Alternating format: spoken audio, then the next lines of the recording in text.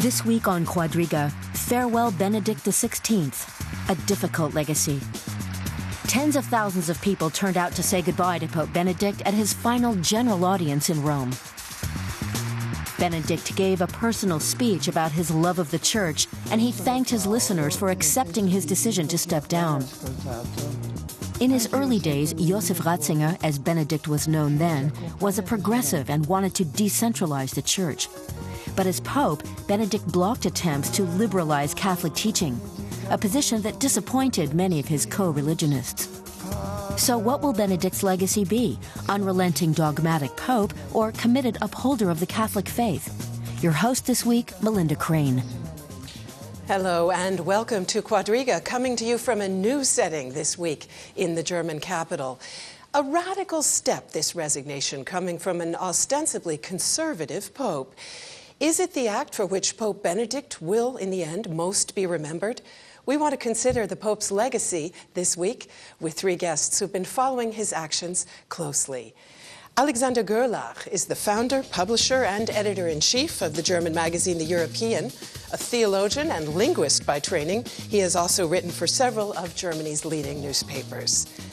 And Father Simon Boiser is a Catholic priest who serves as chaplain to the Philippine community here in Berlin. He studied theology in Germany, focusing, among other subjects, on the thinking of Josef Ratzinger. And Derek Scully is the Berlin correspondent for the Irish Times. He also reports on Polish affairs, and he's been closely following Pope Benedict's years in office. Father Simon Boiser, some Vatican experts are saying that the Pope's resignation itself is his most influential legacy. Do you see it that way? Yes, the Pope Benedict is considered as traditional Pope, and that's why his decision to resign is considered a surprise for many, and maybe also an insight on how the papacy will be viewed in the future. And what influence do you think it could have, for example, on Catholic doctrine? Let's say a couple, if he doesn't feel bound to remain in his office as Pope, if he can give up his infallibility, why shouldn't a married couple say, we're giving up on the sacrament of marriage? The problem is the difference of understanding between the sacrament of marriage and the office of a Pope. These are two different things, and the people don't understand this, the definitions of this sacrament. But I think the decision of Pope Benedict that you could also resign has to do with his with how he will manage how the Pope will look at his task in leading the Church. It's quite different. I want to come back to that in just a moment and some of the scandals, of course, that have surrounded that management issue. But let's stay briefly with the question of doctrine, Alexander Görlach. Some people are saying that this step by Pope Benedict will demystify the papacy, the Church, doctrine. What do you think? Well, I wrote this myself, and I think this is true, since when we will be having two popes at the same time, you can just focus on one that specifically, and by doing this, you make the order of the Church more secular, if you want to say so. Could it then, in fact, create a precedent that if Catholics aren't satisfied with the work of a pope, if he seems to be weakening or perhaps doesn't quite have the Church under control, that they'll be calling for his resignation in future? Well, the Pope, first of all, is the Bishop of Rome, and bishops used to be also brought to office by the people, by the acclamation of the people and by the election of the people. I mean, this is like centuries ago, but now after Josef Ratzinger, Benedict XVI resigned from office, every other pope after him has the chance to do that too. Derek Scully, as the conclave draws near, rumors are swirling about corruption scandals within the Vatican, within the Curia, the group that essentially administers the affairs of the Church. Do you think that, among other things, this act by Pope Benedict was perhaps a last attempt to provoke transformative cleansing within this management machinery? I'd like to think that. I think I was speaking to our Rome correspondent, and he said I think he felt there was sort of an act of frustration that this is a man who's trying to come to terms with a Byzantine administration. It's an Italian court with intrigues, and this was a German theologian who had spent a lot of time there, but many people felt he never quite got a handle on things. So many people have said, although many people would like to see a pope from another part of the world, you almost need an Italian who understands the intrigues, understands the scandal and the backbiting that goes on. So yeah, I don't really see it particularly as a sign of strength. I would like to think it was a sign of strength, but I think many people will see he's throwing in the towel. I can't work with these people. Father Simon, we know that Pope Benedict revered a 13th century pope named Celestine, who also resigned, apparently in the face of intrigues with the Curia. When Benedict visited L'Aquila in Italy after this earthquake, he also visited the tomb of Pope Celestine, and he put down his pallium in front of the tomb. And people were trying to understand this, and maybe they were thinking that maybe the Pope will also resign in the future. So, but this Pope, Celestine, according to some information, they said he was only Pope for 4 months, so he did not last long, and he had also problems with the administration in the Vatican. And then when he resigned, he returned back as a life of a monk in prayer and meditation. How much credence do you give to the rumors about dirty dealings within the Curia, within the machinery that administers the Vatican? Just like most of us, we could already read from the media what is happening there. There are plenty of theories on what is happening behind the scenes. The administration and the misadministration of the, for example, the story with the banks in the Vatican. I could not really judge whether it's true, because sometimes in the news there are also conspiracy theories or something. You could not really verify if it's really true, or it's just only an assumption that is happening behind the problem. Do you see sending a message about those intrigues and about mismanagement as part of the Pope's legacy? I see the Pope as a theologian and as academician, and I think he is not a bureaucrat or something who is really with the administration. And that's why, for him, this problem with the Curia and in the Vatican, that is not easy to answer, because the Pope has two roles. So he has to be a world leader for the Catholics throughout the world, and at the same time he has to be a sovereign in this Vatican state, and these are two different jobs. And Alexander Görlach, did he perhaps do the one part of that job less well than he needed to have done? Is a corrupt Curia ultimately part of his legacy, because this philosopher Pope did not adequately manage the Vatican? Well, his predecessor, John Paul II, also did not really like the Curia so much. He was just like traveling a lot, and so he just avoided the thoughts about renovating, so to speak, the Curia. And Joseph Ratzinger, when he was made elected Pope, he the same way. He was there already for 30 years in the Vatican, and it just didn't like the machinery of the Curia. And I guess this is why he said, oh, well, this is like really a hard task now for me. In the very beginning, he already made clear that it was not his wish to become Pope. So yeah, I mean, the Curia has its own mechanisms, and since the Italian group within that Curia tries to keep the power they have for centuries, the next election is going to be, let's say, the turning point maybe to break the Italian power in that machinery. But Derek Scully, maybe we also have to give him a bit of a break here. Very early on in his time in office, of course, his attention became very much diverted by the sex abuse scandal. Would you say, when we look back at his legacy, that the way he handled that will be seen as a positive, or rather as perhaps a difficult part of what he achieved? Well, there's actually a connection to what we were just discussing, because I think it's almost irrelevant how a pope wants to deal with it. It's how the Curia wants to deal with it. And I think the legacy from Ireland over the last 20, 25 years has been, as our Prime Minister said last year, we're dealing with a narcissistic bunch of people who are more interested in an institution and a reputation of an institution than actually really coming to terms with what was going on, what they knew, what structures were in place, and whether priests were actually moved rather than dealing with the problem.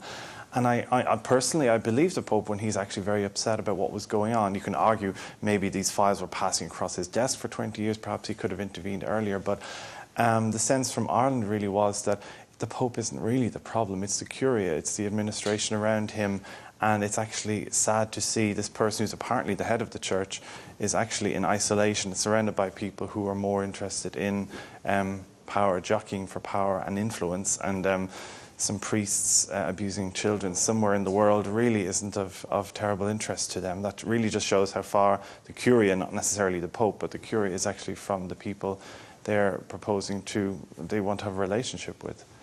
Father Simon, how do you think we'll look back at the way that the Pope handled the sex abuse scandal? The Pope, when he was still Cardinal Ratzinger, he also issued some directives regarding this problem. This has surfaced. There was a letter to the bishops around the world, 2004, before his election, and this was already a problem during the time of Pope John Paul II. But now, during the papacy of Benedict, it has become full-blown, and there were outcries from all over the world. And for you, as a priest, are you satisfied with the way that Pope Benedict addressed that? The Benedict had released a statement, a letter to the people in Ireland, for example, and I find this letter very sympathetic. He has really a concern for the victims of this abuse scandal, but I think we need to do more than that. It's a problem which could not be solved by nice words, but we have to help also, not only a problem which could be solved by helping the victims, but we have to look at the root of the problem. Could this occur in the future? What is the effects of this on our training for future priests, for example? Derek Scully, Father Simon just mentioned that letter to Irish Catholics. Did that really help? The ship of the Church has been terribly badly rocked in Ireland. It's been terribly badly rocked. I mean, the shocking thing when I go back to Ireland and visit churches is there's nobody under 50 in there. So too little, too late, really. And the Irish Catholic Church, which for centuries was a rock of Catholicism and was a place where in the Dark Ages in Europe Catholicism actually was kept alive, I think it's actually been lost. And the Church will move on to the Philippines or to other parts of the world. No, I think the Irish Catholic Church has been lost. I don't see a way back there, and it's just a matter of managing the decline at this stage. Alexander Görlach. And actually, I think it's a problem which is global. The abuse scandal shows certain patterns, regardless if we deal with the Philippines, Ireland, or Mexico. And so we have structures, however they came up and how much was covered. It's something that could rock the Church, like in Reformation times. There is like a real problem at the bottom of Catholicism and in the structures of the Church, as it has been at Martin Luther's times. And this is why this Pope, I guess, since he has been dealing with that issue for 10 years, more than 10 years now, and I think he tried to do a very good job. He apologized to the victims, he met victims, and he did that already when he was cardinal, so I think he's very credible in this regard. But the next Pope has really to deal with that structures, which are, as I said, the same all over the world. In fact, the sex abuse scandal in many ways seems to have diverted the Pope's attention from his own professed legacy issues. If I look back to what he said at the very beginning of his time in the papacy, he said his goals would be to halt the spread of secularism and moral relativism and to ignite a new spirituality in Europe. In the end, Father Simon, he didn't really get too far with either of those goals, did he? The Pope said something about this sexual scandal, that it occurred during the time at 2010, when he declared this year of the priest. And he said this year of the priesthood, for the priests, this is not a time to be triumphalistic and to say, here are the priests are models of faith, but this is also a time for purification. And I think this is a challenge for the Church to look at its own, not only to say that we are holy people or something, or saints, but to say that we also need purification, and we need also to change. Purification for Pope Benedict, at least at the outset, very much directed toward Europe, the continent that he comes from. He announced the goals that I just mentioned, Alexander Görlach, in choosing the name Benedict for Benedict of Nursia, who was, in fact, the patron saint of Europe. In the end, do you think this Pope was perhaps too Eurocentric? Yes and no. I mean, he's following John Paul II, who was clearly aware of the globalness of the Catholic Church, and I think that Benedict is aware in the same regard. On the other hand, Benedict is deeply rooted in European thought and the history of thought and European, or let's say Western theology. So this is no wonder why he addressed Europe and the problems of the Church and Christianity in Europe as a main task of his papacy. In fact, Derek, you wanted to add? Just almost for me, the tragedy, it was a very European pope in the great tradition of European thinkers, but he was a European pope at a time when Europe is not interested in listening. The majority of Europeans, I don't think, are interested in listening to what this pope has to say. I mean, I've always thought of it as a bit of a dialogue of the deaf. He is a professor talking on a theological level, unable to address the daily concerns of what people are crying out to, how do we deal with social justice, or even things like the Eurozone crisis. And then I think there's many people in the Catholic Church in Europe have unrealistic expectations of what a pope is actually supposed to be saying to them, really, and expecting him to come down and a leopard to change his conservative spots at 80 years old. I mean, that doesn't happen. So the tragedy is each were sort of expecting something else of the others, and everyone leaves disappointed, but perhaps that was pre-programmed. You mentioned earlier that much of this discussion now about who might be the Pope's successor is focusing on whether it ought to be an insider who knows the Vatican machinery and could perhaps sweep out the Curia corruption, or whether it should be an outsider from one of the world's other regions. Well, in fact, of the world's Catholics, 1.2 billion live in those other regions, Latin America, Africa, and Asia. And many have questioned whether, in the end, the Pope's legacy will not also be viewed in terms of the degree to which he addressed the needs of those parts of the world. Let us start now by taking a look at some of the trips that the Pope went on during his 8 years in office. Pope Benedict was not the most traveled pontiff in history, but even in old age, he did not shy away from leaving the Vatican. One of Benedict's most important trips was to Cuba. He went there with a political message and met with Fidel Castro, a sign that the Catholic Church was prepared to talk with a former foe. Benedict sought to improve relations with other religions, but a remark in the German city of Regensburg linking Islam to violence had the opposite effect. His visits to Africa were controversial. Benedict's rejection of the use of condoms to fight HIV/AIDS flew in the face of medical thinking and angered many Africans. It was a sign that Benedict's message was not always well received by his hosts. Let's stay with the question of Africa. Alexander Görlach, the remarks that the Pope made on the use of condoms in response to a question about their use were much criticized, and many people said he failed Africa. Do you think that's right? I mean, in terms of contraception and many moral teachings, Catholics have managed to find their own kind of dealing. I mean, we see this especially in the West, and of course it's different in Africa and other parts of the world. It's hard to say from here, from Europe, how the Pope's teaching affects the people there. It's clear that the Church is running most of the HIV hospitals on the continent. So there is like this very bias. On one hand side, there is this very, very strict teaching on the not use of condoms, and on the other hand, there is this compassion, this being compassion for HIV patients. It's a bit of a two-sided. And in fact, Father Simon, if I look at the words that he used when he answered the question in Africa, he said, if Africans do not help by having responsible behavior, the problems will not be overcome by the distribution of condoms. So calling for social and sexual responsibility, perhaps not entirely unreasonable approach. The church teaching about sexuality has to do with its understanding on family life. And the Pope, speaking for the Catholic Church, says that we could not separate sexuality with family life, and that's why we could not just say and prescribe condoms or just to avoid catching AIDS or to lower the population of a country, but it has to be deeper.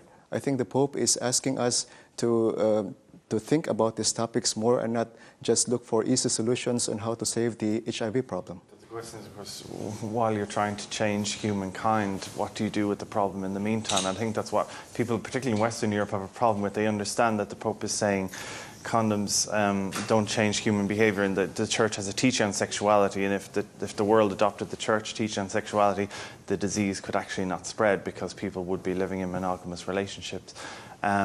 But would it be a bit like saying, well, let's give away waders and umbrellas to deal with global warming? I mean, there's a long-term problem and there's a short-term problem, and the question is whether the short-term distribution of condoms would halt the epidemic, and then you can actually work on the moral, redeeming people's morality. It's just every day when this is happening. I think that's the tragedy. Again, it's like the world is in one reality and the Catholic Church and the Pope was in another. Each are valid, but it's about what's practical and what's pragmatic, and I suppose pragmatism was not necessarily a strength here.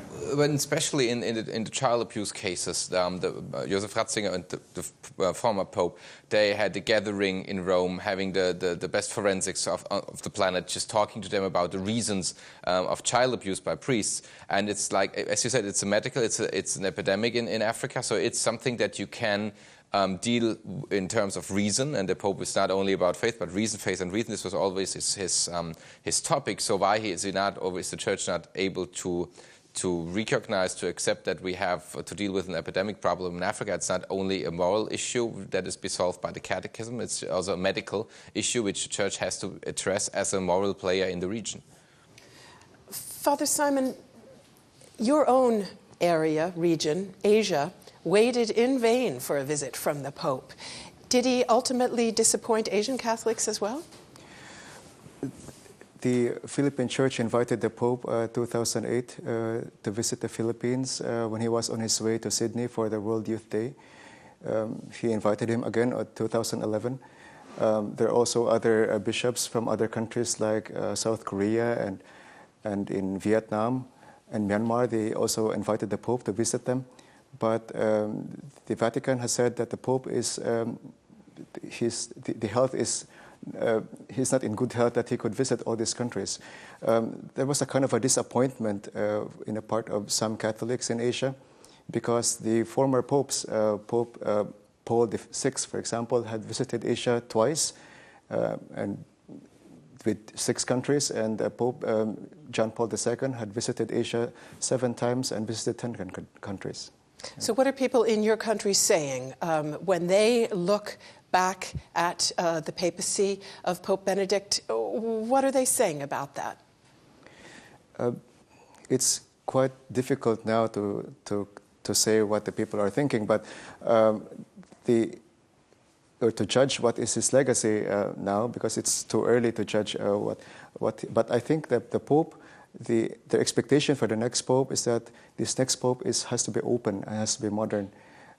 It doesn't need to be a non-European Pope, because it's not a matter of having this good image, but it's more on the essentials. What makes us Catholics, and is this livable in the future? Can I ask, do people in the Philippines say, how can this be a universal church if we're drawing from Italians and the occasional non-Italian? Is that not, to them, this must seem a world away to them? So I belong to a congregation in SPD. This is founded by a German priest. We are in more than 70 countries throughout the world, and our superior was in the past years was always a German and a European, And our last superior now was a Filipino. And it seems that the Catholic Church, seeing that it has become a world church, nationality is playing maybe a little role. And a lot of people, in fact, are talking about the Archbishop of Manila, Luis Antonio Tagle, as a possible successor. He would be very young indeed at 55, but his name is being mentioned as one of the promising potential successors. What do you think a leader like that would do differently if he were to be chosen? Even Cardinal Tagle, when he was asked this question, he said that those who are popular candidates before the conclave will leave the conclave as a cardinal. So we praise and we think that the next pope should be elected or inspired by the Holy Spirit. So it's not a matter of which country do you come from, but the capacity to deliver the message in a modern way, and that one has no fear of using the media in using that. Alexander Görlach, 42 million of the world's Catholics live in Latin America. Benedict strongly opposed the liberation theology, the left-leaning social activist theology that had developed in Latin America in the decades before he came into the papacy.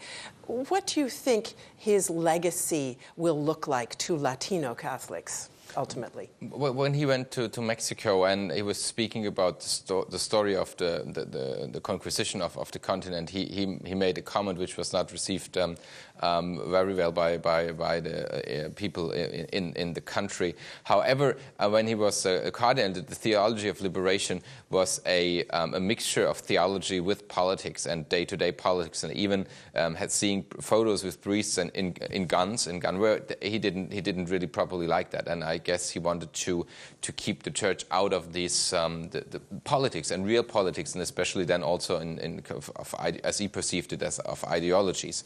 So is he very much responsible also in his doctrinal role, which he had prior to becoming Pope, for the rightward turn of the Latin American Church?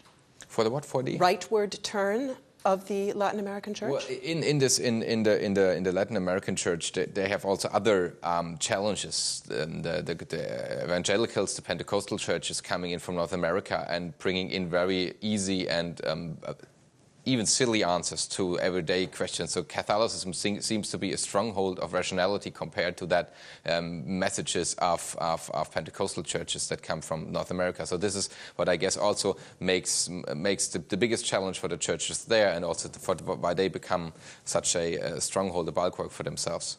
Derek Scully, in a way it's odd that Joseph Ratzinger, as he was known when he was the head of the doctrinal office and later Pope Benedict, was so opposed to left-leaning liberation theology when in fact he himself had a great deal of skepticism about capitalism, for example. Exactly. I mean, if you look at the Euro crisis, people are crying out for an alternative narrative, and he has one. I was flicking through some of the books he had written and some of the interview books, and actually there was in 1996, Salt of the Earth, he was talking about capitalism. It cannot continue as it is. And of course, many people are saying this, and many people have said this, but it would have been fascinating to hear. Perhaps he said this and I just missed it, but I really never saw a continuous narrative on this. That would have been relevant. That is relevant to people. What does it mean if capitalism eats itself? Because he's always said the Catholic Church is just there. It's not there to do politics. It's there to offer an alternative reality. On the other hand, as a German, I've always found it fascinating, the history of German history in the 20th century. The tragedy in the lead up to Hitler was that the Catholic Church decided it wanted a special relationship with Germany, even Nazi Germany, and they actually agreed at Hitler's request to pull priests out of politics. Up until then, priests were very active in German political life, and in the concordat between the Vatican and Germany at the time, priests were told, you are no longer politicians. And this, many people say, perhaps things would have turned out differently because the priests had a moral authority. They were untouchable to a large extent at that stage in the Nazi regime. And for a German person who, when he visited Auschwitz, he says, I'm a son of the German people. He came looking for forgiveness. I would have appreciated a little bit more sensitivity to the fact that priests do play a role in society, and it can be something good. It doesn't always have to be a bad thing immediately to be a political figure. Father Simon, your thoughts on that? in Philippines, where I come from, there's a thin line between the state and the church. The church plays also a political role, and the priests, during their homilies, they also say something political. Some are engaged in political actions. This is quite different here in Europe, for example, where there is a clear separation between the church and state. And when the Pope was saying that the problem of our time is the dictatorship of relativism, he was also trying to say a critic against the denial of moral truth in our society today, that the society is trying to live without God. So there are problems with ecumenism and dialogues with other religion, but I think the bigger problem is when people are leaving the church not because they want to have an alternative confession, but because they don't believe in God. I think that's a bigger problem. Father Simon says separation of church and state, but Alexander Görlach, Josef Ratzinger came from Germany, and many people would question the degree to which they are really separate here. The state, of course, collects church taxes, tithes, essentially, for the two main established churches. I am told that Josef Ratzinger actually found that blurring of the lines between the two one reason why he was very, very careful to define his role as a non-political one. Yeah, I mean, this alignment between church and state has also, over the course of history, led to many wrong decisions by church leaders, as you just mentioned, one of them. And so the Pope's alternative is to not engage with worldly leaders. However, this is not going to work because the church plays a specific role, and people who live in Germany may be Protestant or Catholic and Germans, so they have several aspects within their identity, which is they are loyal to Germany. They may be Christians, Catholic or Protestant denominations. So I think it's too easy if the Pope's solutions would be just stay out of it altogether. And I guess this is not going to work, especially since we see in the West. I guess I can speak about that more precisely.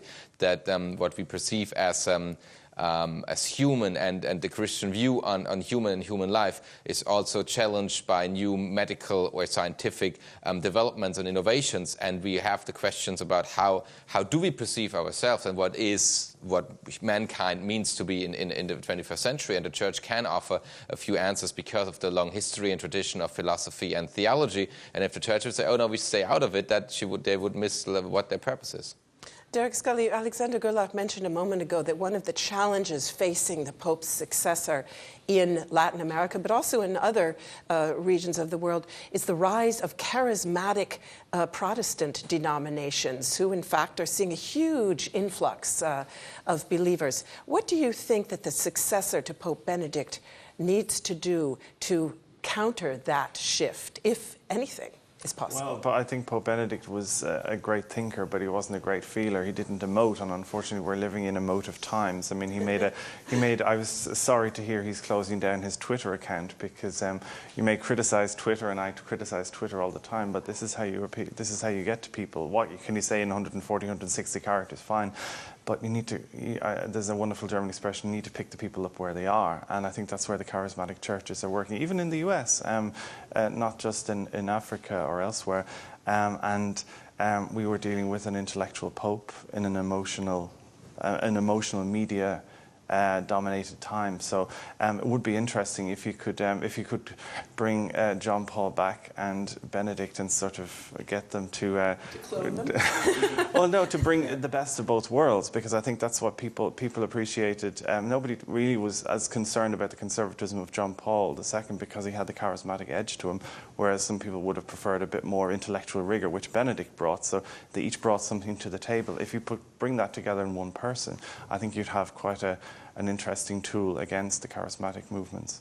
That's an interesting thought, to carry forth both legacies, John Paul's and Benedict's, in one person.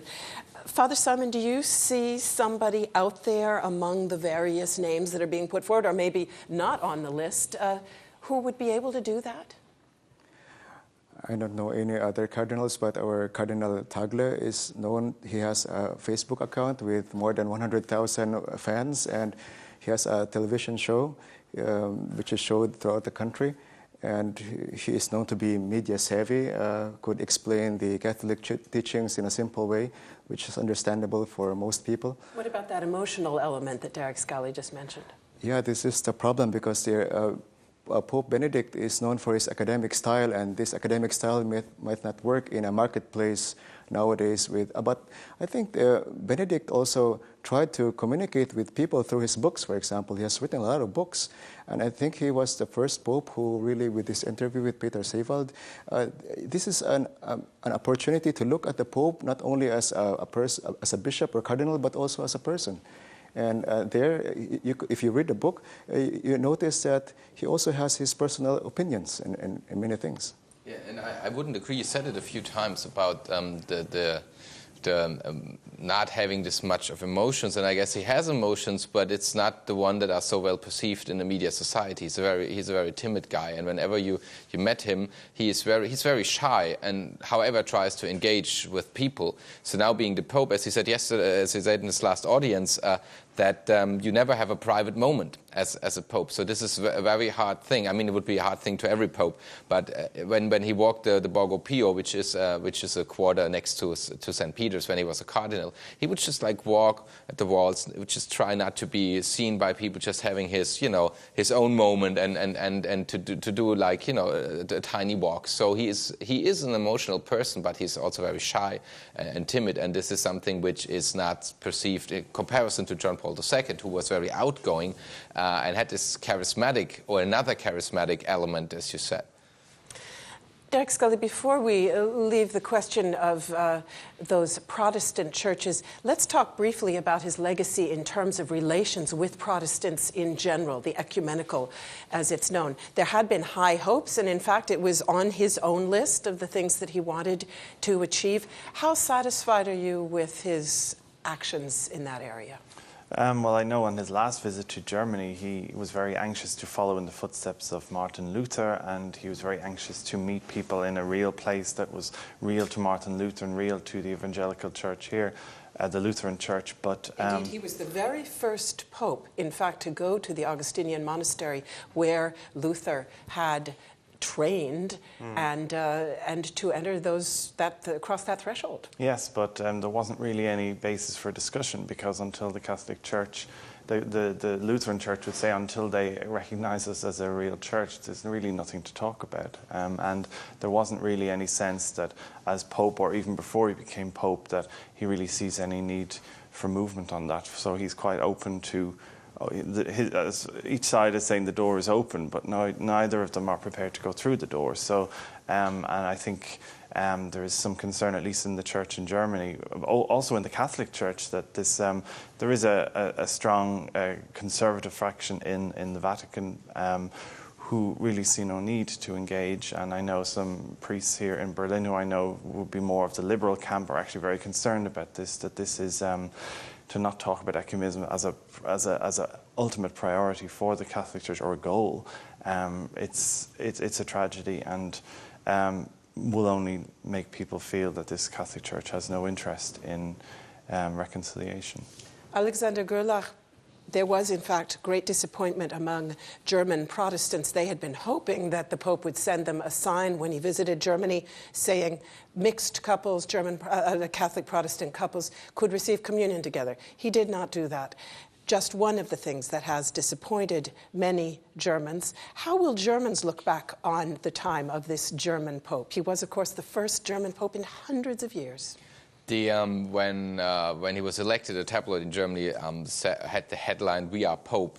And of course, this was never true, because half of the country is Protestant and the other half is Catholic, roughly speaking. And in the former GDR, this is mostly atheist today, which was a Protestant area earlier. So the whole of Germans, we were never Pope since the Reformation happened here. And there's a strong lining of papal, whatever that English word would be,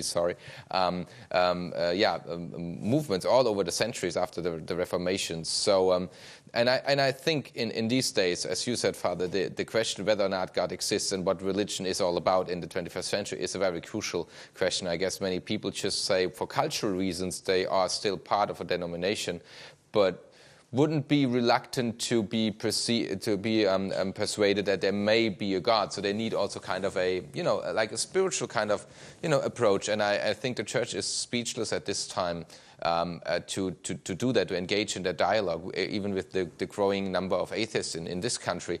And so I think they may still be Catholics or perceive them as Catholics by cultural means, but slowly, as you described this for Ireland, may just, leave the Church to a certain extent. They're still paying the church tax as sort of a life insurance policy in case something, they need to show receipts at the pearly gates. Yeah, I mean, as I said, it's like for cultural reasons. So your family has been Lutheran or Catholic over centuries, so you remain like this, but this is like a corpse. It's not a vivid kind of thing.